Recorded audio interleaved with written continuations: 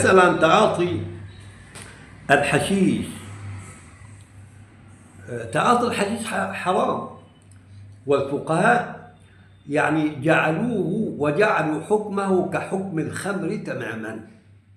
وعند الفقهاء أن من تعاطى الحشيش يجلد كشارب الخمر لما تترتب عليه من مفاسد. الحمد لله الذي أيقظ الأمن عندنا وخص لجانا بعينها لتحليل المخدرات عند السائقين، والسائقين يطلع بالعربية يقول لك أنا مش همشي من الطريق ده. ليه؟ يقول له في لجنة بتاعت تحليل مخدرات وأنا بشرب مخدرات، أنا بتعاطى، باخد برشام وحشيش وتمام التمام. هو صاحب مزاج، صاحب كيف.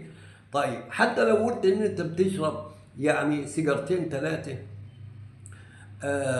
ما بيأثروش فيك، نقول أنت تحت قاعدة ما أسكر كثيره فقليله حرام.